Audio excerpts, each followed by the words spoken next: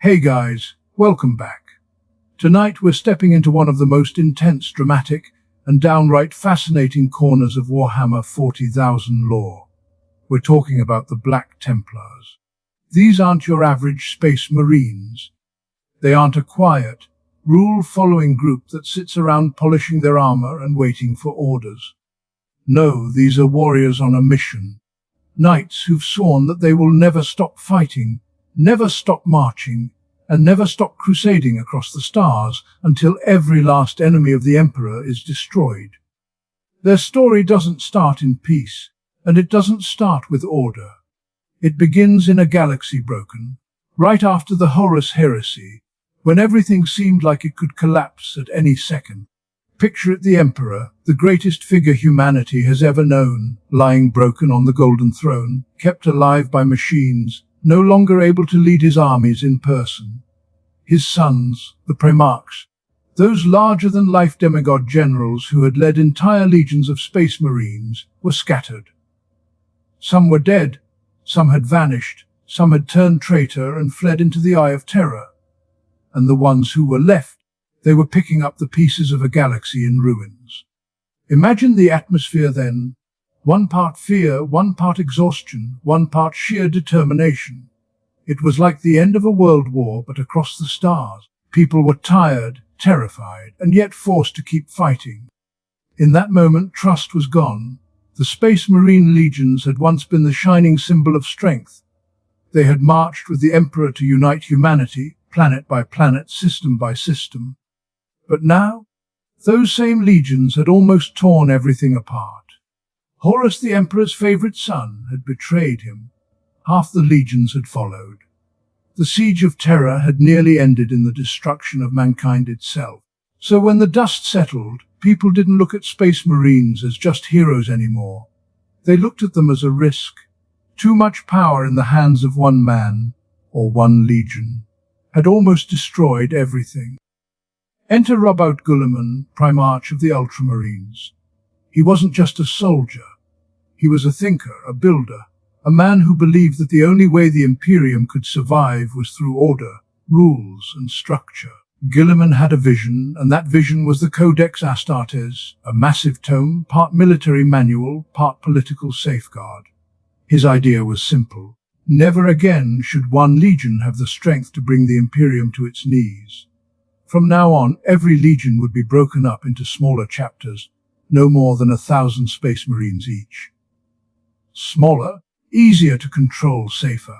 It was a smart idea, practical and logical. But as you can imagine, not everyone agreed. One man in particular was furious about it, Rogal Dorn, Primarch of the Imperial Fists. Dorn wasn't about politics or bureaucracy. He was about loyalty. Loyalty to the Emperor, to the original vision of the Great Crusade, to the bonds forged in blood. To him, Guilliman's Codex wasn't just a reorganization plan. It was an insult. It was like saying the Emperor had been wrong, that everything they had bled for had been a mistake. Dorn saw it as betrayal. He believed in strength, in unity, in carrying on the fight exactly as the Emperor had started it. The arguments between Guilliman and Dorn weren't just shouting matches. They nearly tore the Imperium apart all over again. Whole fleets stared each other down. Brothers who had fought together on the walls of Terra were suddenly ready to turn their guns on each other. Even the Imperial Navy got involved, firing on one of Dorn's ships in a moment of shocking betrayal. For a while, it looked like there would be another civil war, right on the heels of the Horus Heresy. The wounds were still fresh, the galaxy still burning, and yet here were the loyalists, ready to kill each other over how to rebuild. But in the end, Dorn relented, not because he agreed, but because he knew humanity couldn't survive another war. Out of his legion, the Imperial Fists, new chapters were born. Among them was one that would carry Dorn's defiance, his unbending will, and his fiery faith farther than anyone could have expected. That chapter was the Black Templars. Their leader was Sigismund, Dorn's first captain, the Emperor's champion during the Siege of Terra. If Guilliman was the mind of the Imperium, Sigismund was its burning heart. He wasn't a diplomat. He wasn't a politician. He was a warrior, plain and simple. His skill with a blade was legendary, unmatched for centuries. On Terra, when Chaos champions stormed the palace walls, Sigismund was the one who met them. One after another, cutting them down, banishing them back into the warp, or leaving them broken on the ground. He had been chosen for that role by Dorn himself, and he never failed it. When the Codex came down, Sigismund didn't argue with Guilliman. He didn't make speeches. He didn't stand at a council table debating rules. He simply gathered the most zealous, most fiery warriors who shared his vision, climbed aboard a massive fleet of warships and left. He declared that his chapter would not stay home, would not sit idle, and would not rest.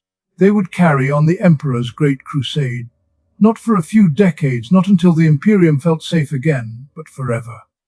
An eternal crusade. And that's where the Black Templars' story begins. Not with quiet rebuilding, but with fire and fury, with a vow that has lasted over 10,000 years.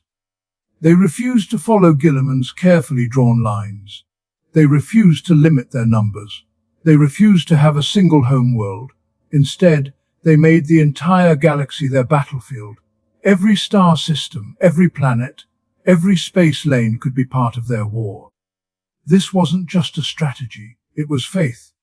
The Black Templars saw the Emperor not only as their father, their commander, but as their god. Where others saw him as a man, a ruler who had fallen, they saw him as divine, as eternal. And they weren't going to prove that by preaching or building shrines. They were going to prove it by fighting, by crusading, by shedding blood in his name until the end of time. Imagine the scene: black ships sliding out of the warp, their hulls painted in stark black and white. Chains rattling on warriors' armor, vows sworn on the eve of battle. Swords raised high as they roared their devotion. Other space marines might have shaken their heads, calling them reckless, fanatical, too extreme. But the Black Templars didn't care. They weren't trying to be liked. They weren't trying to fit in. They were trying to honor their vow. And that vow was simple: fight forever. So when we talk about the Black Templars, we're not talking about just another chapter in a long list. We're talking about the purest expression of Dorn's defiance and Sigismund's zeal. We're talking about a brotherhood that turned its back on compromise and chose instead to live by the sword, generation after generation. Their story isn't one of peace or diplomacy. It's one of unending battle. And it all starts here, in the aftermath of the Horus Heresy, with a single man who refused to back down. And this is only the beginning. Because once Sigismund raised that banner, once he declared his Eternal Crusade, the galaxy would never be the same again. The galaxy after the Horus Heresy wasn't quiet. It wasn't calm. It was like a broken machine, still sparking, still shaking, and threatening to fall apart at any moment. People often think that when Horus fell and the traitor legions were driven back into the Eye of Terror, the story was over. But really, that was just the end of one nightmare and the start of another. Because now came the question: how do you rebuild something that has been burned to ashes? At the heart of it stood two primarchs, Guilliman and Rogal Dorn, two loyal sons of the Emperor. Both had bled for him. Both had defended humanity against impossible odds. Both loved their father more than life itself. But they couldn't have been more different in how they thought the Imperium should go forward. Guilliman was the pragmatist. He had always been a builder, a planner. His Ultramar system was famous even before the heresy as a beacon of order, prosperity, and efficiency. To Guilliman, the Imperium wasn't just about war. It was about creating a lasting society, a government strong enough to keep humanity together. After the heresy, when the Emperor could no longer lead, Guilliman felt the weight of responsibility fall on his shoulders. He didn't want to be another warlord. He wanted to be a regent, a caretaker of humanity's survival. And that's why he wrote the Codex Astartes. The Codex wasn't just a military rulebook. It was an entire philosophy. Guilliman argued that the days of giant space marine legions had to end. No more vast, unstoppable forces commanded by a single man. No more legions that could rival the Emperor himself. The heresy had proven what happened when too much power was placed in one set of hands. So the Codex declared that every legion had to be broken down into chapters, no larger than 1,000 battle brothers each. Chapters that could fight, defend, and conquer, but that could never again threaten to topple the Imperium itself. On paper it made sense, it was safe, it was logical. To many it was the only way forward. But to Rogal Dorn this was heresy of another kind. Dorn was not a man of words. He was a man of walls and steel, of duty and sacrifice. He had led the defense of Terra itself, standing on the battlements of the Imperial Palace while the galaxy burned around him. He had seen his brothers fall. He had watched the Emperor carried to the Golden Throne, broken and bleeding. And through it all, Dorn had never wavered. For him, loyalty wasn't about systems or policies. It wasn't about codes or documents. It was about the Emperor, the man, the father, the godlike figure who had given his sons purpose. So when Guilliman said, "Break the legions," Dorn saw betrayal. He saw it as abandoning the Emperor's dream of the Great Crusade. He saw it as dismantling the strength that had carried humanity across the stars. To Dorn, the Codex was cowardice wrapped up in pretty words. He accused Guilliman of hiding behind rules, because Guilliman hadn't been there during the siege. He hadn't stood shoulder to shoulder with Dorn on the walls while the sky turned red with fire. Guilliman, in Dorn's eyes, wanted to rewrite the Emperor's vision simply because he hadn't lived through the final crucible. And Guilliman fired back. He accused Dorn of being blinded by pride, too stubborn to see the truth. He argued that loyalty to the Emperor meant protecting what he had built, even if that meant doing it differently than before.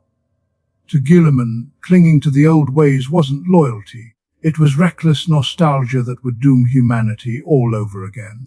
This wasn't a polite debate over tea. This was shouting. This was fury. The other Primarchs were dragged into the argument. Lemon Russ of the Space Wolves sided with Dorn. Of course, Russ had no love for bureaucrats or rulebooks. Vulcan of the Salamanders also stood with Dorn, trusting in loyalty and bonds more than in laws. On the other side, Jagatai Khan of the White Scars backed Guilliman, believing in freedom from central control, while Corax of the Raven Guard agreed that smaller chapters would keep humanity safer. The split ran deep. The danger was real. At one point, the Imperial Navy even attacked an Imperial Fist Strike cruiser, turning brother against brother in open combat. Imagine that for a second, the galaxy had just survived the bloodiest war in human history, and now the Loyalists were ready to do it all over again. Not against traitors, but against each other. Dorn was ready to fight. Guilliman was ready to enforce his will. The Imperium teetered on the edge of another civil war.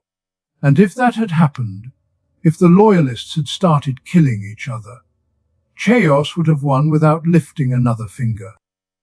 But at the last moment, Dorn stepped back. Not because he was convinced, not because he suddenly believed Guilliman was right, but because he couldn't bear the thought of spilling more loyal blood. He loved his brothers too much, even when they fought him. He loved the Imperium too much, even when it was flawed. And most of all, he loved the Emperor too much to let his dream collapse in more civil war. So Dorn gave in, reluctantly, bitterly, but he gave in. And out of that reluctant compromise came new chapters. The Imperial Fists remained, though smaller. The Crimson Fists were born. Other descendants carried pieces of the Legion into the future. But one chapter, more than any other, embodied Dorn's fury, his loyalty, and his refusal to let go of the Great Crusade. That chapter was the Black Templars. They weren't born out of acceptance of the Codex. They were born out of defiance of it. They were Dorn's way of saying, "I'll follow your rules because I must, but I won't let my fire die." And at their head stood Sigismund, the warrior who would turn that fire into an eternal flame. The clash between Guilliman and Dorn wasn't just a fight over numbers and organization. It was a fight over the soul of the Imperium. Was loyalty about preserving the state, as Guilliman believed? Or was it about staying true to the Emperor himself, as Dorn swore? That question would echo for 10,000 years, and the Black Templars would make sure the galaxy never forgot Dorn's answer. Sigismund was not just another space marine. He wasn't simply Dorn's first captain, though that alone would have made him famous. No, Sigismund was something greater. If Rogal Dorn was the wall that stood unbroken against chaos, Sigismund was the sword that never stopped striking. He was fury given form, devotion hammered into steel, and fire wrapped in black and white armor. Let's go back to the Siege of Terra, when the traitor legions had hurled everything they had against the imperial palace. The skies were black with smoke, the ground shook with bombardments, and champions of chaos stalked the battlefield, eager to prove themselves against the finest the Imperium could offer. In that storm of blood and ruin, Dorn gave Sigismund a sacred role. He named him the Emperor's Champion. That wasn't just a title, it was a destiny. The duty was simple but brutal. Sigismund was to seek out the greatest warriors of chaos and slay them in single combat. It wasn't about numbers or strategy or tactics. It was about honor, about showing, over and over, that chaos could not triumph against the Emperor's chosen. And Sigismund fulfilled that vow with a zeal that bordered on terrifying. Over 24 times he clashed with chaos champions. Over 24 times he struck them down. Imagine the sight: one warrior in black and gold armor, standing tall as daemons and traitors came at him, cutting them down one after another as if the Emperor's own hand guided his blade. His reputation was sealed then. He wasn't just a captain, he was a legend. But legends don't sit quietly when the world changes. When Guilliman forced the legions to divide, Sigismund faced a choice. He could have stayed with the Imperial Fists, leading companies under Dorn's banner. He could have faded into history as one more veteran in a galaxy full of them. But that wasn't who he was. He had lived too long with fire in his veins. He had sworn too many vows. He couldn't settle down to a quiet garrison life or guard duty on Terra. He needed to fight. He needed to crusade. So when Dorn gave in to Guilliman's Codex, Sigismund took another path. With the blessing of his Primarch, he gathered the most zealous, the most unyielding, the most faithful warriors from the Imperial Fists. They weren't content to wait. They weren't content to be told when to fight. They wanted to fight always. Sigismund looked at them, saw the same hunger burning in their eyes, and declared a new beginning. He would not lead them as a captain. He would lead them as the first High Marshal of a new chapter, the Black Templars. From the very beginning, Sigismund set them apart. Where other chapters found homeworlds, building fortresses and temples, the Black Templars refused. The galaxy itself would be their home. Their fortress would be the decks of their warships. Their shrine would be the battlefield. Sigismund's vision wasn't about walls or routes. It was about motion, about carrying the Emperor's will from one star to the next, never stopping, never resting. And unlike Guilliman's chapters, limited to 1,000 warriors, Sigismund's crusade had no such chains. The Codex allowed chapters to grow larger during active campaigns, and since the Black Templars would never end theirs, they found themselves free to expand far beyond Guilliman's neat, safe little boxes. It was a loophole, yes, but for Sigismund it was more than that. It was proof that his path, the path of endless war, was the true way forward. Sigismund didn't just want soldiers. He wanted crusaders. He drilled into them a new culture, one built around vows and oaths, around personal devotion, around faith that burned hotter than fire. They wouldn't fight because someone gave them orders. They would fight because their very souls demanded it. Every battle would be a prayer. Every kill would be an offering to the Emperor. And their armor reflected that new identity. Gone was the yellow of the Imperial Fists. Instead, the Black Templars marched into war clad in black and white. Black for eternal mourning, for the Emperor wounded, for Terra scarred, for the dream of the Great Crusade never finished. White for purity, for the vow to cleanse the galaxy of heresy, xenos, and corruption. They looked like avenging knights from some forgotten age, storming across the stars with swords and shields, bringing judgment to anyone who dared oppose them. Sigismund himself became more than a leader. He was a symbol. To the Templars, he wasn't just their High Marshal. He was the living embodiment of their creed. Every crusade they fought, every vow they swore, echoed his first great decision: never compromise, never yield, never stop. And as the years turned to centuries, that legend only grew. Imagine being one of his warriors. Imagine standing on the deck of the Eternal Crusader, the great flagship of the Black Templars, as Sigismund addressed you before battle, his voice booming through the halls, reminding you of the Emperor's sacrifice, of Dorn's defiance, of the fire in your own heart. Imagine the roar of thousands of voices swearing vows in unison, the sound rattling the very walls of the ship, and then the sudden silence as the fleet dropped into real space above some unsuspecting world, engines burning, weapons primed, the black-armored crusaders ready to descend like an executioner's blade. That was Sigismund's gift. He gave them more than a chapter. He gave them a purpose that could never end, a vow that could never be fulfilled, and that's what made them so dangerous. Because how do you stop someone who has sworn to fight forever? As High Marshal, Sigismund didn't just command battles. He defined what it meant to be a Black Templar. Zeal above all, faith above fear, devotion above reason. And his personal example, his endless duels, his tireless crusading, set the standard that every High Marshal after him would try to live up to. His death, when it finally came, was not an ending but a torch passed on. The Eternal Crusade didn't stop when Sigismund fell. It only burned hotter. And so, from one man's refusal to compromise, from one warrior's vow, an entire chapter was born. A chapter that would become the most zealous of all, the Black Templars. Sigismund lit the fire, and 10,000 years later it still burns. When Sigismund raised the black and white cross of the Black Templars, he wasn't just forming another Space Marine chapter. He was declaring a war that would never end. From the very first moment, the Black Templars were set apart from their brothers. Where most chapters spent time settling on a homeworld, building a fortress monastery, and creating traditions of governance, the Black Templars had no interest in any of that. They didn't want roots. They didn't want walls. They wanted the stars. So they climbed aboard their fleet. Imagine it.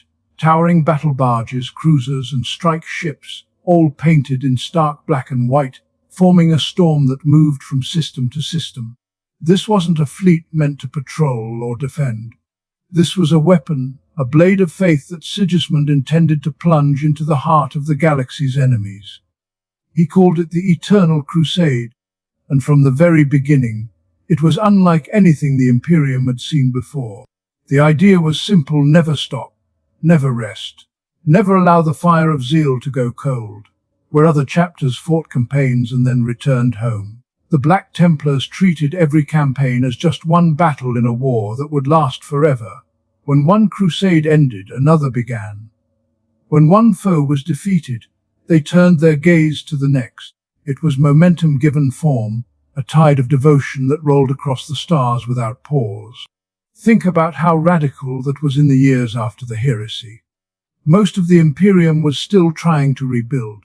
Planets needed fortifications, trade routes needed protecting, and systems needed order. Guilliman's Codex had created neat little structures to make sure each chapter was manageable and predictable. But here were the Black Templars, roaming like holy knights of old, swearing that they would not stop until the galaxy was cleansed. To many it was terrifying, to others inspiring. To Sigismund and his warriors, it was the only path that made sense. And because they were always crusading, their numbers swelled. The Codex allowed chapters to expand when on campaign, and the Templars were always on campaign. This wasn't a technicality to them. It was a divine mandate. If the Emperor's work wasn't finished, then they would keep recruiting, keep training, keep fighting. Their fleets became hives of zeal, with new recruits arriving from conquered worlds, eager to take the oath and don the black armor. Unlike other chapters, where neophytes trained in isolated scout companies, the Black Templars paired them directly with initiates, battle-hardened warriors who taught them in the middle of war. Learning wasn't done in classrooms. It was done on battlefields with bolter fire and chainswords, under the watchful eyes of masters who demanded absolute devotion. This way of life shaped them into something unique. They weren't just soldiers, they were crusaders.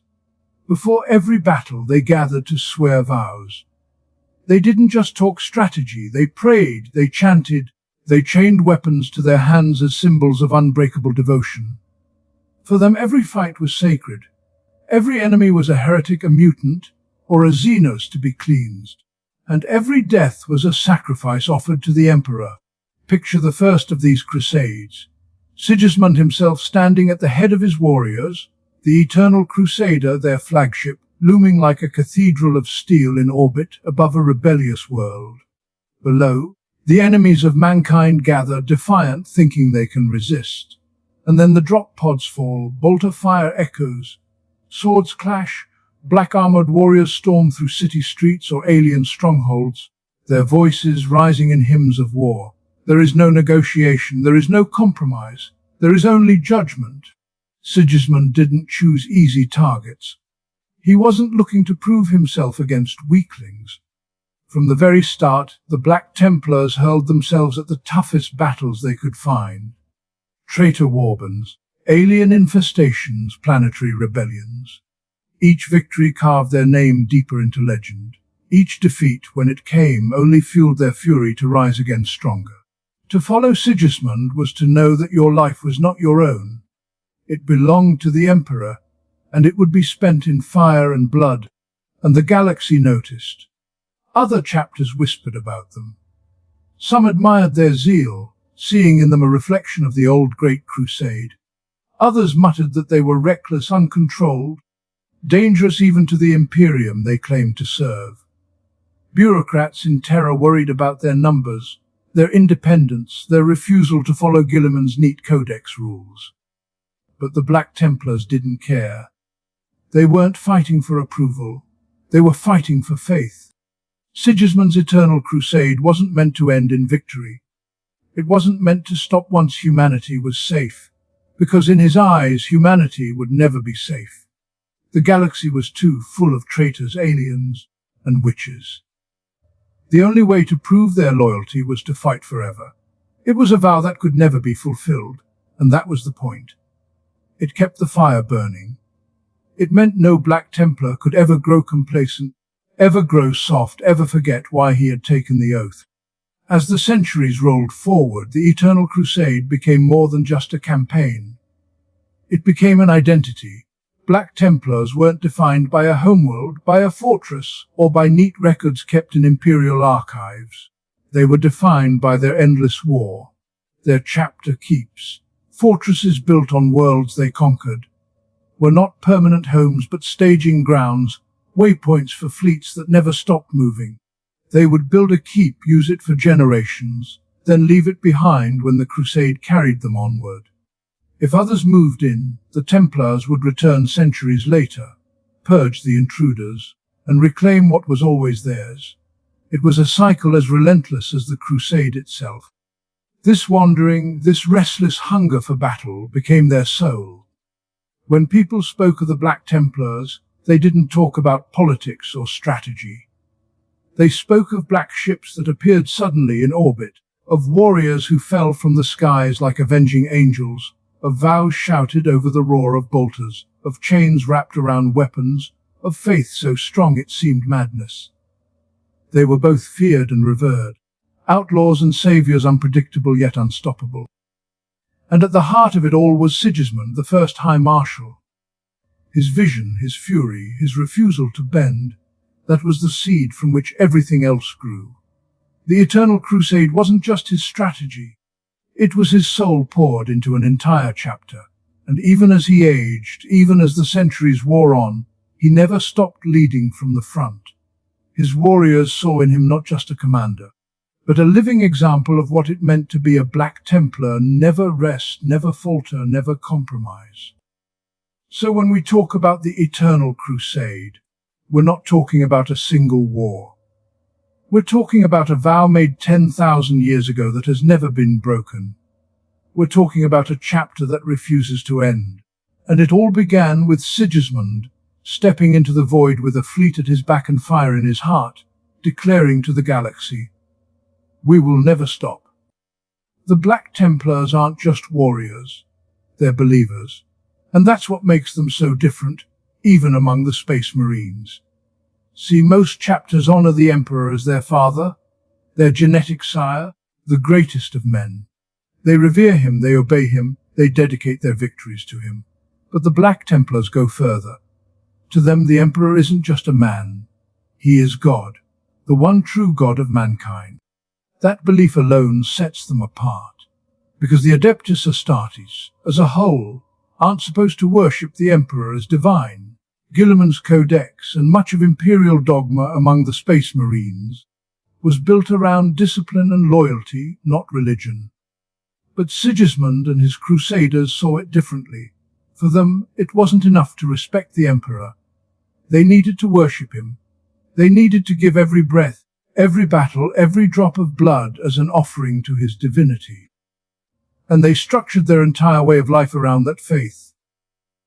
The Black Templars don't just fight because it's their duty. They fight because it's their prayer.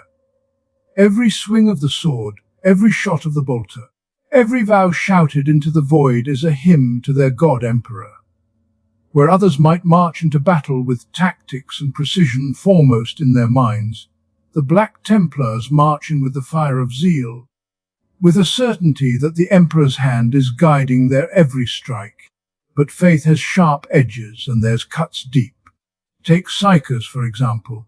Most chapters, while cautious of psychic power, still use librarians in battle. They know the warp is dangerous, but they also know it can be controlled, harnessed, turned into a weapon for humanity. Not so with the Black Templars. To them, Psychers are witches, abominations, tools of corruption and the warp. Their hatred runs so deep that they refuse to have librarians among their ranks at all. To the Templars, the only Psychers worth tolerating are navigators and astropaths. And even then, it's not because they trust them, but because they believe the Emperor's will flows through them like a necessary channel. The paradox, of course, is that the Emperor himself was the most powerful Psyker to ever live. But the Black Templars don't see that as a contradiction. They don't even flinch at it. For them, the Emperor isn't a seeker. He's God. His power isn't witchcraft, it's holy. His psychic strength isn't tainted by the warp, it's divine radiance. Something pure that burns away corruption instead of feeding it.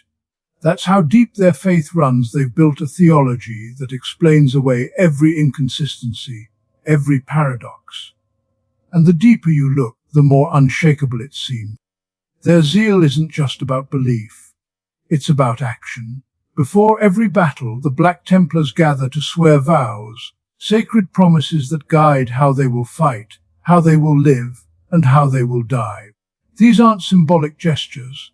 These vows shape their entire combat doctrine. One vow, suffer not the unclean to live, drives them to strike down heretics, mutants, xenos, or traitors with overwhelming fury, no hesitation, no mercy.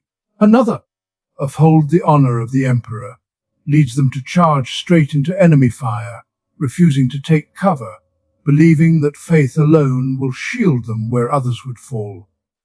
Then there's abhor the witch, destroy the witch, which makes them laser-focused on hunting down enemy Psychers, throwing themselves at sorcerers and warlocks no matter the odds.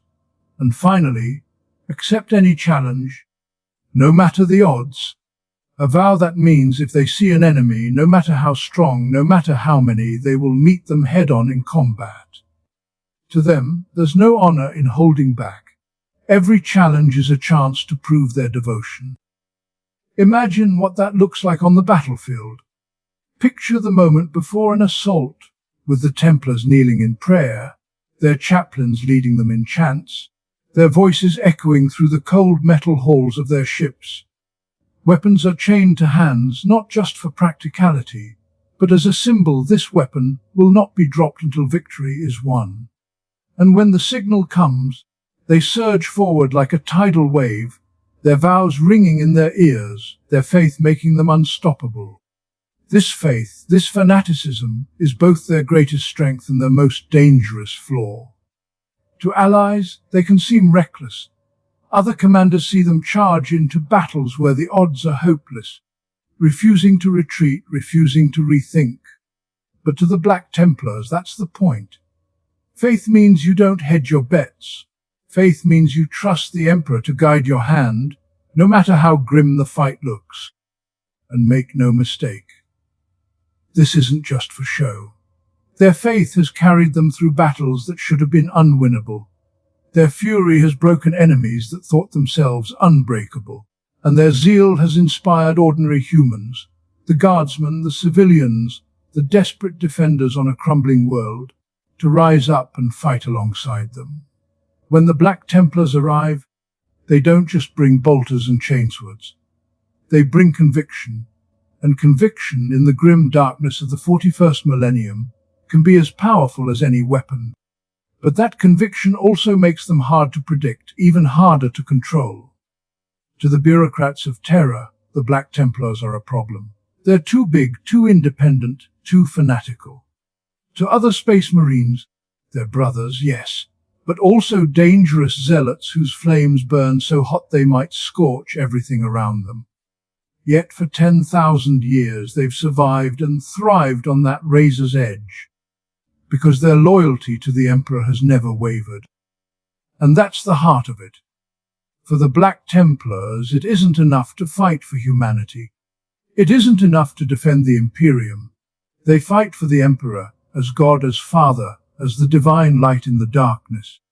They are crusaders, knights of unending war, and their faith is the forge that keeps them sharp. So when you see their black ships appear in the sky, when you hear the thunder of their chainswords and the roar of their battle cries, know this: you're not just seeing another space marine chapter. You're seeing faith in its purest, fiercest form. You're seeing warriors who believe so completely, so utterly that they cannot be broken. And that's what makes them the Black Templars. For the Black Templars, battle isn't just war. It's ritual. Every fight, every campaign, every oath is steeped in ceremony and tradition. If faith is their heart, then their rituals are the rhythm that keeps it beating. These aren't just customs to them. They're sacred acts that turn warfare into worship. One of the most striking of these traditions is the selection of the Emperor's champion. This role goes back all the way to the Siege of Terra, when Rogal Dorn himself gave Sigismund that title. Back then, it was simple: seek out the greatest enemy champions and strike them down, proving through blood and blade that the Emperor's will was stronger than chaos. Sigismund carried that duty so fiercely, with so many victories, that it became part of the Black Templars' very soul. Now, 10,000 years later, the tradition continues, but it isn't chosen by rank or by seniority. No, the Emperor's champion is chosen by vision. On the eve of a great battle, one warrior may be struck by a dream. In that vision, he sees a pale knight, blazing with light, locked in an impossible struggle against a monstrous foe. The dream lingers, searing itself into the warrior's heart. When he wakes, he confesses what he has seen to his chaplain. And if the chaplain deems it true, the warrior is declared the Emperor's champion. From there, he undergoes a sacred preparation. His armor is ritually purified, transformed into the armor of faith, marked with holy seals. Into his hands is placed the black sword, one of only a handful in existence, each wreathed in a crackling power field. When he marches into battle, his purpose is singular: to seek out the enemy's greatest leader, their strongest warrior, and destroy them in the Emperor's name. Around him, the rest of the Templars fight harder, spurred on by the living symbol of their god's will. To see the champion stride across the battlefield is to be reminded that faith cuts sharper than any blade. But that's not the only tradition that defines them. There are the devotion chains. Before battle, Black Templars will often bind their weapons to their hands with lengths of chain. To outsiders, it looks brutal, even unnecessary. But to the Templars it is sacred. It means that weapon will not be dropped until victory is won. It means they will not falter, not retreat, not surrender their duty until the enemy is dead. The chains bite into their gauntlets, scrape against their armor, rattling as they move. It is a sound that unnerves foes and inspires allies. And like so many of their customs, it has a history. The devotion chains actually began with the World Eaters, one of the traitor legions, infamous for their savagery. To them, chaining weapons was a symbol of their own bloodlust, a promise that they would never stop killing. But when Sigismund faced them, he took that symbol and turned it on its head. For him it wasn't about rage, it was about devotion. By chaining his weapon, he declared that he would never abandon the Emperor's cause, no matter the cost. His warriors followed his example, and from that day forward, the devotion chains became a mark of Black Templar faith. What once was savage became sacred. Their rituals don't stop there. The Black Templars have countless prayers, countless litanies, countless oaths that they recite before and during battle. Chaplains lead them in roaring hymns that echo through the metal halls of their ships. Neophytes kneel beside their masters, learning the words not from books, but by repetition, by living them in war. Every vow sworn is binding, every chant shouted is believed with total conviction. And then there are the 4 sacred vows. These aren't just rules, they're living promises, chosen before each battle, tailored to the fight ahead. Sometimes they vow to cleanse the unclean, promising no mercy to heretics or xenos. Sometimes they vow to uphold the Emperor's honor, refusing to take cover even as enemy fire rips across the battlefield. Sometimes they vow to hunt the witch, sharpening their fury against psychers.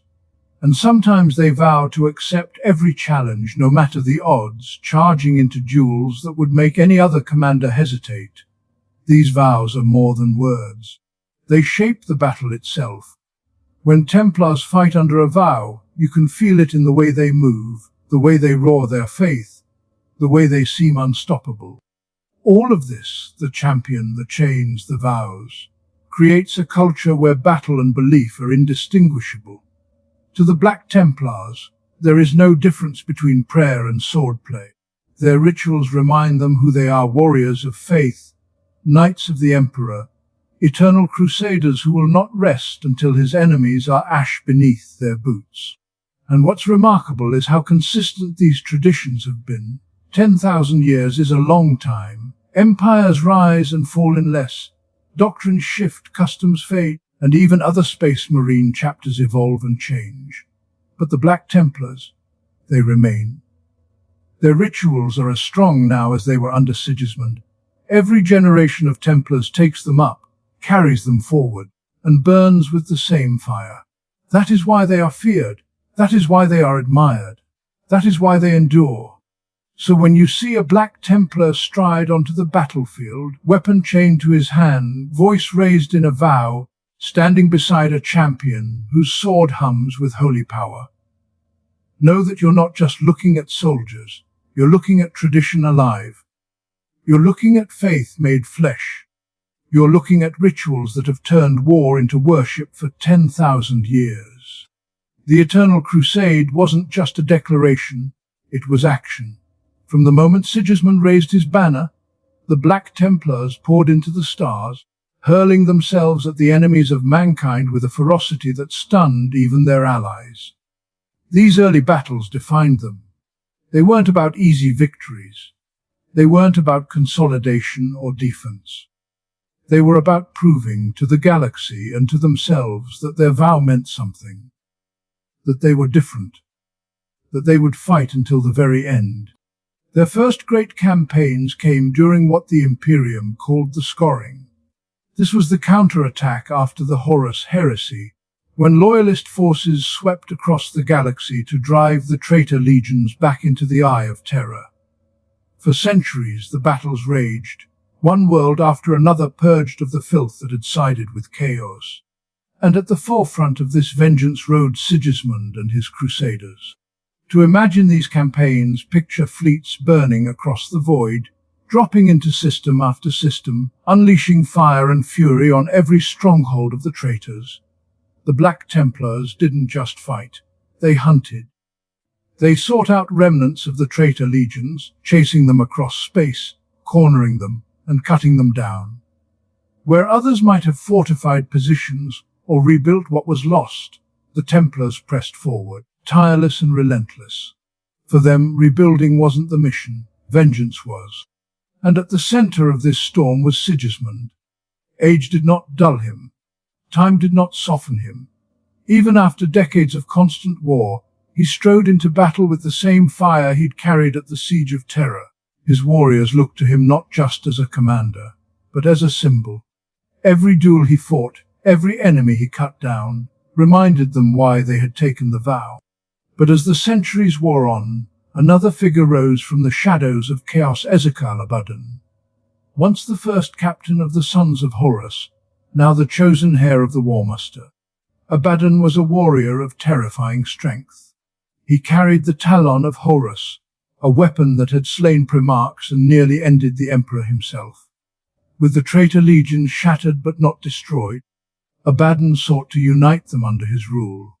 And in that moment, fate brought him face to face with Sigismund. The duel took place aboard the Eternal Crusader, the Black Templars' flagship. Imagine the scene: the flicker of damaged lumen strips casting long shadows across the steel corridors, the thunder of battle raging all around, and at the heart of it, two giants facing one another. Sigismund, the Emperor's first champion, clad in the armor of faith, his black sword humming with energy, and Abaddon, the new War Master of Chaos, wrapped in the shadow of Horus's legacy, his gauntlet crackling with the same power that had nearly slain gods. They clashed like storms colliding. Every strike shook the chamber, sparks flying, steel screaming. Sigismund was old. Over 1,000 years had passed since the Siege of Terra. His body bore the weight of centuries of war, but his spirit burned undimmed. He fought not just with strength, but with the will of every vow he had ever sworn, every crusade he had ever led, every brother he had ever inspired. And against all odds he struck true. His black sword drove deep into Abaddon's chest, cutting through armor, through flesh, leaving a wound that would scar the War Master for the rest of his existence. Abaddon, the chosen of chaos, the heir of Horus, was marked forever by the hand of Sigismund. But victory came at a price. The talon of Horus tore into Sigismund, ripping away what years of battle had not. He fell, his body broken, but not defeated. Even as he died, he had won something far greater than life. He had proven that loyalty, that faith, that the fire of a single warrior could wound chaos itself. And here's the part that tells you how much respect he earned, even from his enemies. Abaddon did not desecrate his body. He did not leave it to rot or burn it in mockery. Instead, the War Master of Chaos returned Sigismund's body and his wargear to Terra. It was a gesture of profound respect, almost unthinkable in the grim darkness of the 41st millennium. Even Abaddon knew what Sigismund had been, a warrior so true, so unyielding that even chaos itself had to honor him. Sigismund's death wasn't the end of the Black Templars. It was their foundation. From that moment on, every High Marshal carried his fire forward. Every crusade was a continuation of his vow. Every battle was a chance to honor the memory of the man who had fought chaos to his last breath. His duel with Abaddon became legend. To the Imperium, it was proof that faith could match even the darkest of powers. To the Black Templars, it was scripture, a holy tale told again and again, inspiring every initiate, every neophyte, every crusader who strapped on their armor. And so, the first great chapter of their history closed with blood steel, and a wound carved into the War Master himself. Sigismund had fallen, but the Eternal Crusade had only just begun. The Black Templars have always hated psychers. From the very beginning, they looked at sorcerers, witches, and warp-touched mutants as abominations. But hatred doesn't come out of nowhere. Hatred this strong, this absolute, is born in fire. And for the Black Templars, that fire was an event the galaxy still whispers about: the Howling. It began in the 34th millennium, long after Sigismund had fallen, but with his fire still burning in the hearts of his chapter. The galaxy was reeling from countless threats: rebellions, Xenos incursions, the whispers of chaos that never truly went away. And then came a nightmare called the Horus Heresy. At the center of it was something not quite human, and not quite machine, a psycho-cyborg known as the Cacodominus. This being was more than a sorcerer. Its mind was a weapon vast and suffocating. It enslaved entire systems, 1,300 worlds bent to its will. Imagine that for a second billions of people, their thoughts chained, their wills crushed, all dancing like puppets to one alien song. Even whole planetary governments and military forces served it without hesitation, hollow-eyed servants of its power. It was less a rebellion than a wave of psychic domination sweeping across the stars. The Black Templars could not ignore it. This wasn't just a threat, it was an insult to everything they believed. A witch of such scale, so brazen, so powerful, had to be destroyed.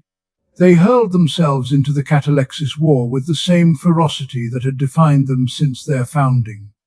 Crusade fleets carved across systems, burning away resistance, driving deeper toward the heart of the heresy.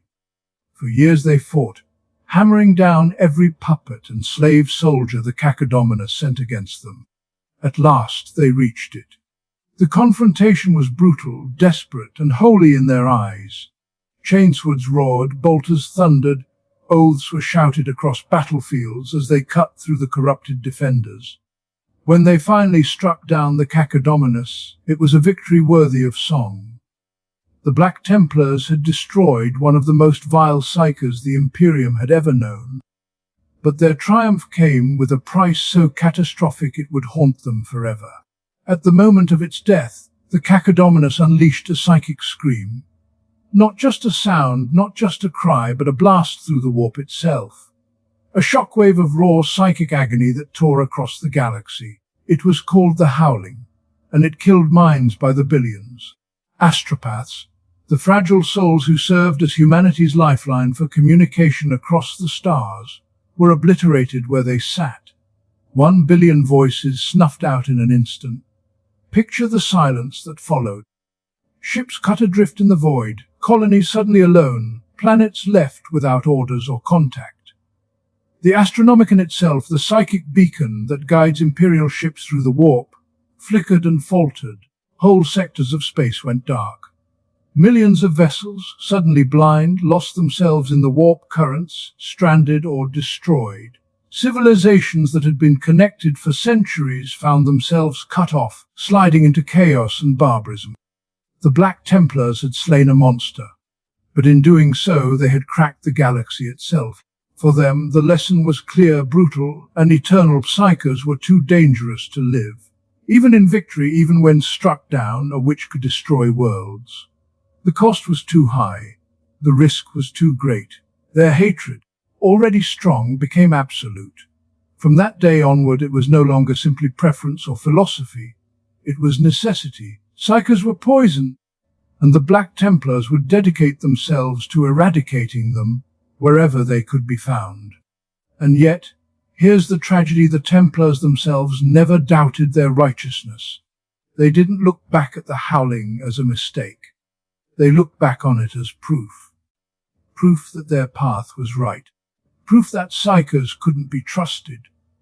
Proof that faith and the sword were the only true weapons. Where others in the Imperium saw disaster, they saw divine confirmation. The galaxy itself had screamed its warning, and the Black Templars swore to never forget it. Their vow, abhor the witch, destroy the witch, took on a new weight after the Howling. It wasn't just a battlefield cry. It was history carved in blood and silence. Every time a Black Templar charged a sorcerer, every time they threw themselves at a psychic foe, they carried the memory of the Howling in their hearts. They weren't just killing an enemy. They were preventing another cataclysm. Other chapters whispered about their zeal. Some said the Templars were too rigid, too unforgiving, blind to nuance. After all, the Imperium itself needed psychers. Without navigators, ships couldn't travel. Without astropaths, systems would remain cut off. But the Black Templars didn't care. To them, those psychers survived not because they were trusted, but because the Emperor willed it. They were tools, nothing more, tolerated only out of necessity, and even then barely. The howling left scars across the galaxy. Worlds still speak of the silence that fell, the ships that vanished, the loved ones who never returned. But for the Black Templars, the greatest scar was in their doctrine. It hardened their faith into steel, gave them a hatred that would define them for the rest of their history.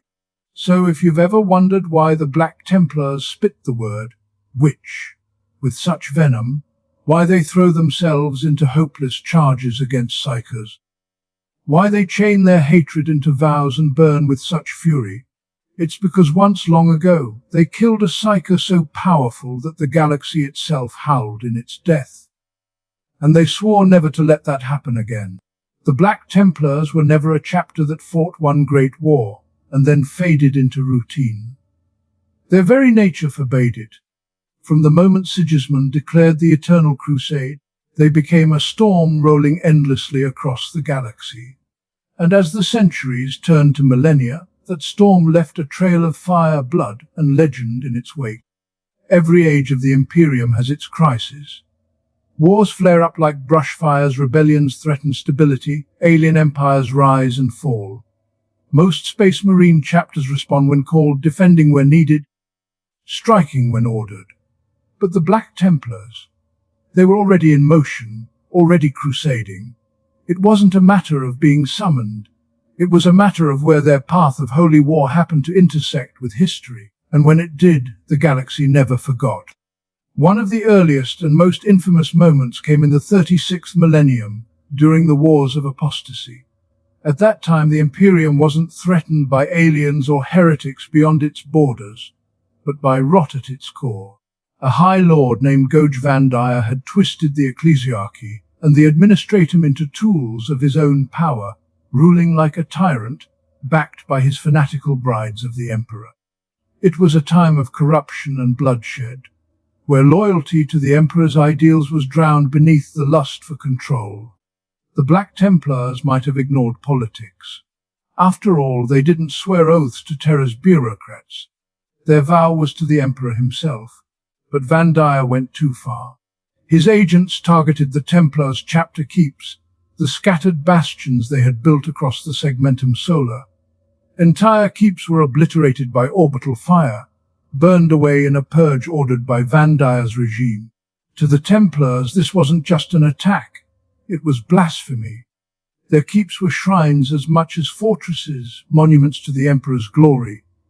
To destroy them was to spit on their faith. High Marshal Helbrecht declared a new crusade, not against Xenos or traitors, but against Vandire himself. The Black Templars turned their fleet toward Terra. Alongside their progenitors, the Imperial Fists, and other loyal forces, they stormed the very heart of the Imperium. Imagine the sight: black armored crusaders marching alongside their yellow-clad forebears, laying siege to the ecclesiarchal palace itself. This was no rebellion for power. It was a holy cleansing. And when Vandire finally fell, the Black Templars had once again proven that their loyalty wasn't to politicians, but to the Emperor alone. Centuries later, another crusade would forge their legend not through politics, but through innovation. In the late 39th millennium, the Black Templars waged the Garrulous Crusade, aimed at bringing an isolated star system into compliance. The problem: the system's hive cities were fortresses unto themselves, bristling with defenses. Every assault was repelled, every charge smashed back. The Templars were fearless, but even zeal couldn't break walls that thick. For a time, it looked like even their Eternal Crusade had found a dead end. And then came a spark of genius. One of their artificers, a master of machinery named Simagus, devised a new variant of an ancient weapon, the Land Raider. He stripped away the Lascanon sponsons. the anti-armor teeth of the machine, and replaced them with hurricane bolters. He reinforced its hull to carry more warriors into the fray. The result was the Land Raider Crusader, a rolling fortress designed not to duel tanks, but to smash through infantry and defenses, disgorging Black Templars directly into the heart of enemy lines. With this new machine, the duelist defenses crumbled. The Templars stormed hive after hive, tearing the defenders apart in close combat, their black armored forms bursting from the Crusaders' armored hulls like avenging angels. The weapon became a symbol of the chapter's doctrine: close the gap, get in the enemy's face, and strike with unrelenting fury. And soon it spread across the Adeptus Astartes, but its roots were pure Black Templar zeal. Their saga didn't stop there. Time and again, they found themselves at the heart of galactic struggles. They fought in the Third War for Armageddon, where Chaplain Grimaldus led a desperate defense of Hive Helsreach, his faith so unbreakable that even when buried beneath a collapsing shrine, he crawled from the rubble to rally the faithful.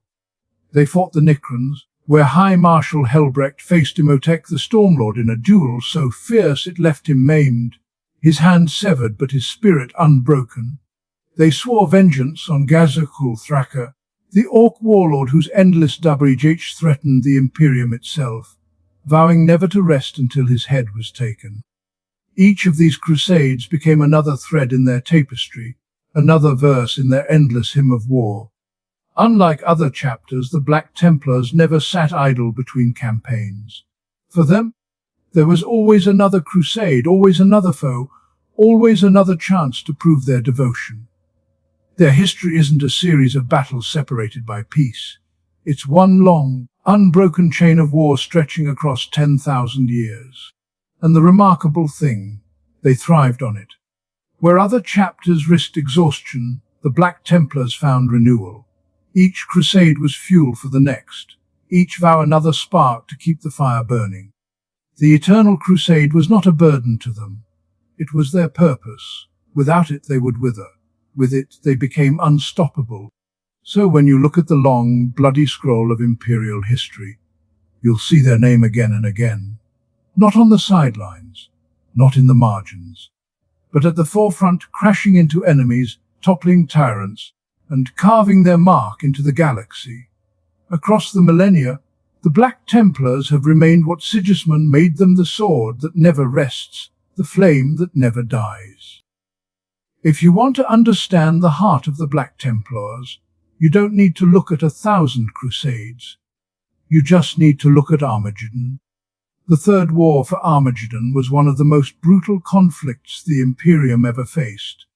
A whole world turned into a battlefield where industry, fire, and blood mixed into one endless storm. And at its heart came the Orcs, led by none other than Geskul Mag Uruk Thraka, the prophet of the Nui Agi, a warlord so vast and cunning that even the Imperium trembled at his approach. His green tide swallowed continents, his hordes blotted out the sun with sheer numbers. Armageddon wasn't just another war. It was survival against something primal, something endless. And the Black Templars were there. One story from that war burns brighter than all the rest: the defense of Helsreach. At the center of it was a single man, Chaplain Grimaldus. He wasn't a high marshal, he wasn't the leader of fleets. He was a chaplain, a shepherd of faith. But when Helsreach was besieged, when millions of orcs crashed against its walls like waves of green fire, Grimaldus stood at the heart of the defense. The Hive City was a fortress, but even fortresses fall when the tide is endless. The orcs came in endless numbers, storming the walls, smashing through gates, burning everything in their path. The defenders, mortal and Astartes alike, fought tooth and nail. And through it all, Grimaldus became the voice of faith. He walked the walls, roaring litanies, dragging exhausted soldiers back to their feet, rallying them not with promises of safety, but with the fire of devotion. The battle reached its breaking point in the Temple of the Emperor Ascendant, a massive shrine that dominated the city. There Grimaldus and 100 Black Templars made their stand. The orcs surged through the streets, pouring into the temple in an endless tide. The fighting was savage, hand to hand, bolter and blade against axe and claw. The temple shook with every impact, its walls buckling under the strain. And then it collapsed. The great shrine, symbol of faith for millions, came crashing down. All within were buried. To the defenders of Helsreach it was over. The chaplain and his brothers were gone, martyrs swallowed by the rubble. But then, the next day from the smoking ruins, a figure emerged. Grimaldus, battered, broken, but alive. Crawling from the rubble, he carried with him the relics of the shrine, dragging them through fire and ruin to preserve the emperor's symbols. And when the people of Helsreach saw him, when they saw that faith had not died even under stone and flame, they rose again. They fought harder, they fought longer, and Helsreach held. That is the power of the Black Templars, not just their chainswords, not just their bolters, but their faith. Grimaldus proved that even in the face of annihilation, the fire could not be extinguished, and his name was carved into the legend of the chapter forever. But Armageddon wasn't just about glory, it was also about pain. High Marshal Helbrecht himself faced one of his greatest trials in these years, on the frozen world of Schrödinger V. During a campaign against the Necrons, he came face to face with Imotekh the Stormlord, one of the greatest Necron overlords. Their duel took place atop an ice bridge, the storm raging around them, the clash of man and machine echoing in the frozen void. Helbrecht was a warrior of unmatched ferocity. His blade struck with all the fury of the Black Templars' creed. But Imotekh was patient, cold, calculating. The duel raged back and forth, sparks flying with every strike. And in the end, the Stormlord triumphed. He severed Helbrecht's right hand, a brutal mark of humiliation. But here's the thing about the Black Templars, they don't break. Helbrecht did not beg. He did not falter. He swore even in defeat to return, to fight again, to take vengeance.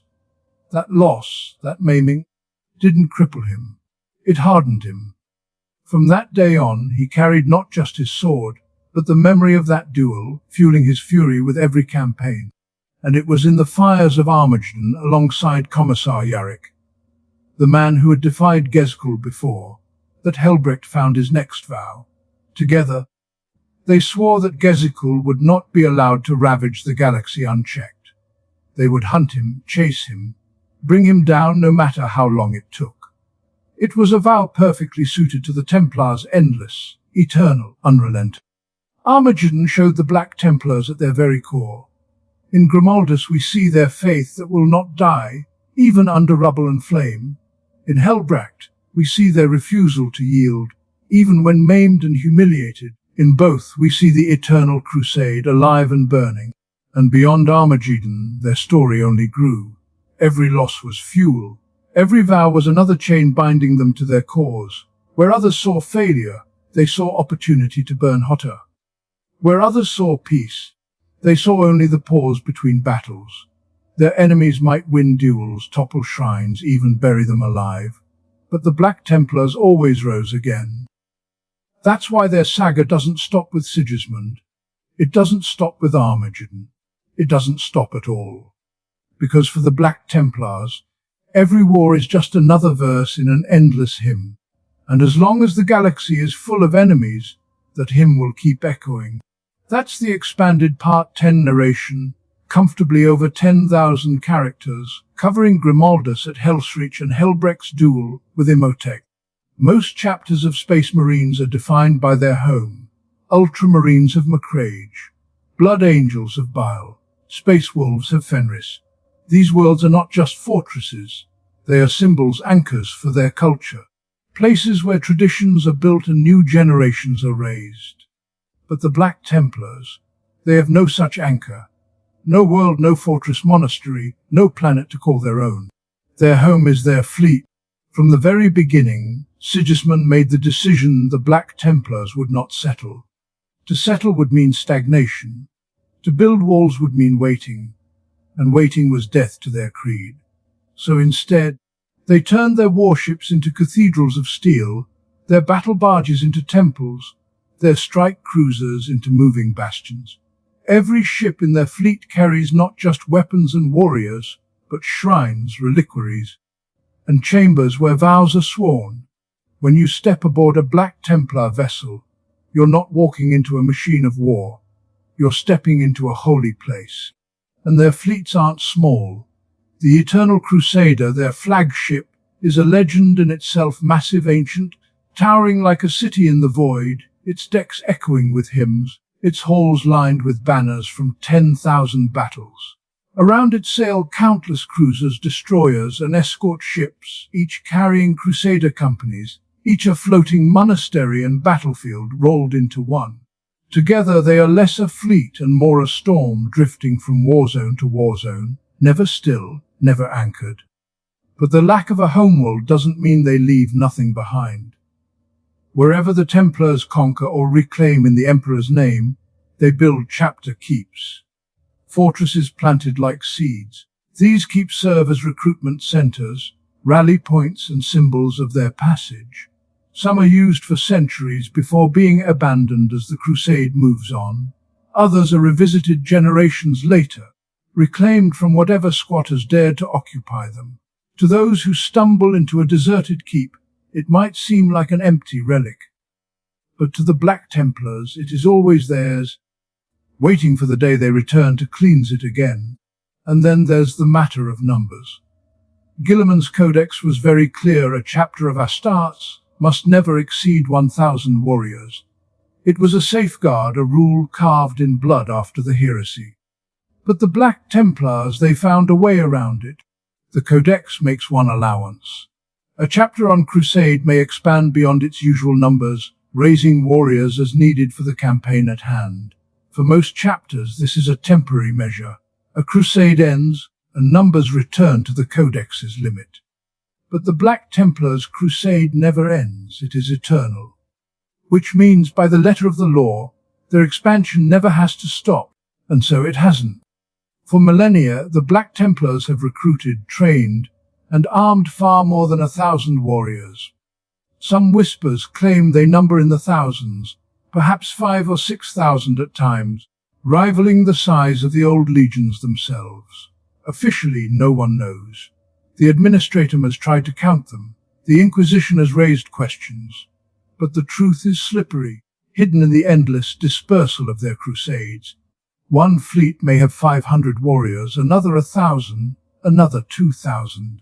Spread across the stars, they are impossible to pin down, impossible to regulate. And the Black Templars like it that way. To their allies, this makes them both a blessing and a threat. When a crusade fleet arrives, its numbers are often far greater than expected, a hammer blow instead of a scalpel. But that same fact makes bureaucrats nervous. The Codex was supposed to prevent any one force from becoming too powerful, too independent. Yet here are the Black Templars, larger than some legions, answerable only to their High Marshal, moving beyond the reach of Terra's accountants and quill pushers. Their structure reflects this crusading life. Instead of the neat, numbered companies of Codex chapters, the Templars organize into crusades, self-contained warbands led by marshals, who answer only to the High Marshal. Within each crusade are fighting companies, often led by castellans, and at their heart are the sword brethren, elite veterans sworn to their leaders. But what makes their system truly unique is the way they pass their traditions forward. Other chapters have scout companies, where neophytes are trained under formal guidance before becoming full battle brothers. The Black Templars do it differently. Each initiate, a fully fledged warrior, takes on a neophyte as an apprentice. Side by side, master and student fight in battle. The neophyte learns not in classrooms, but in the crucible of war, guided by his mentor's hand. It is a brutal but intimate system, forging bonds that last lifetimes, and it ensures that every Black Templar carries not just training, but living tradition passed down from brother to brother, generation after generation. This way of life makes them unshakable. They don't rely on worlds, governments, or Codex rules. They rely on themselves, on their vows, on their ships, and on the fire in their hearts. They are not limited by walls, numbers, or bureaucracy. They are limited only by the strength of their faith, and that has never faltered. So when the Imperium looks at the Black Templars, it sees a paradox. On one hand, they are the most loyal of chapters, their devotion to the Emperor unquestioned, their zeal unmatched. On the other hand, they are the most dangerous, their size and independence flying in the face of Guilliman's careful design. They are the exception that proves the rule, the flaw in the system, the chapter that refuses to fit into any mold. And that is exactly how they like it. Because to the Black Templars, limits are chains, and chains are meant to be broken. Their crusade has no end, their numbers have no cap, their home has no walls. They are unbound, untethered, and eternal. And that is why, 10,000 years after Sigismund first raised his sword, the Black Templars are still out there, filling the stars with their war hymns, proving that the Codex may have been written in ink, but their vows were written in fire. 10,000 years is a long time. Civilizations rise and fall in less. Empires bloom, reach their heights, and crumble to dust while stars burn and fade. But in all that time, through all those shifting ages, one vow has never broken, the vow of the Black Templars. They began in fire, born from Dorn's defiance and Sigismund's zeal, forged in the ashes of the Horus Heresy. And across millennia, through victories, defeats, triumphs, and tragedies, they have remained true to the same path. The Eternal Crusade still burns. Their ships still roam the stars, black and white banners snapping in the void. Their warriors still kneeling before battle to swear their sacred vows. No matter how much the Imperium changes, no matter what new horrors rise from the warp, what alien empires threaten, what corruption rots within, the Black Templars are constant. Think about what that means. Other chapters have adapted. Some have bent, shifted, evolved with the centuries. The Ultramarines became the model of Guilliman's order. The Space Wolves clung to their wildness but found ways to coexist with the Codex. The Blood Angels have struggled against their curse, finding ways to endure. But the Black Templars, they haven't changed. They haven't compromised. They are the same now as they were under Sigismund. Every crusade, every vow, every ritual carries the weight of 1,000 generations of brothers who believe the same thing, that faith and steel are enough. And in many ways that is their greatest strength. The galaxy is full of despair. Humanity is fractured, beset on all sides by Xenos, heretics, and daemons. For ordinary people, life is short, brutal, and hopeless. But when the black ships of the Templars appear in the sky, when their warriors descend like avenging angels, voices raised in hymns, weapons chained to hands, it is like hope made flesh. Not the gentle hope of peace, but the fierce hope of survival, the kind that says, "You are not alone. The Emperor has not abandoned you. His knights are here, and they will not stop." And that's what makes them so inspiring. They don't fight for politics.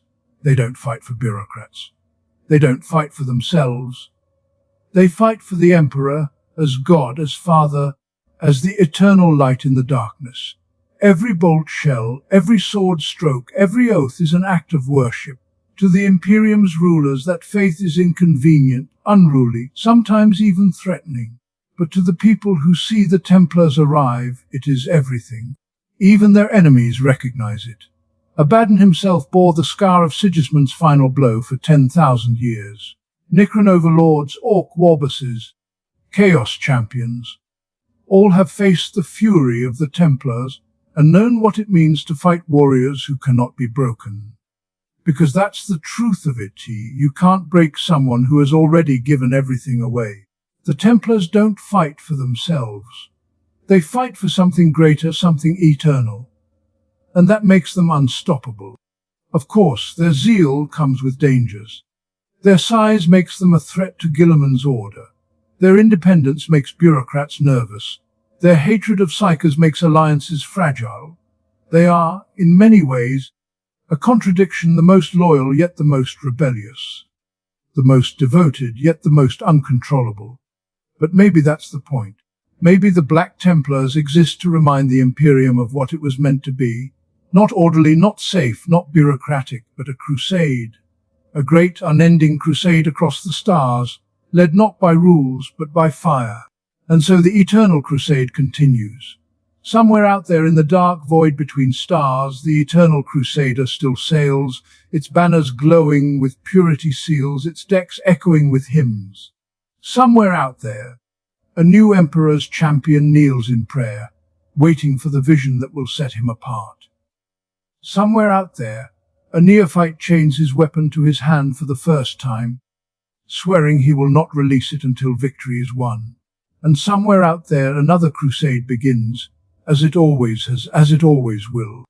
Because that's the legacy of the Black Templars. They are the vow that never ends, the fire that never dies, the knights who will never lay down their swords. In a galaxy where everything decays, where even stars burn out, the Black Templars endure, because their creed is eternal. And maybe that's why, 10,000 years after Sigismund first raised his black sword, the Black Templars remain one of the most feared, most admired, most unyielding of all the Emperor's sons. They remind the galaxy that faith can be sharper than steel, that zeal can outlast despair, and that sometimes the most dangerous thing of all is a promise kept. The Eternal Crusade is not over. It never will be. And that is the Black Templars' gift and their curse.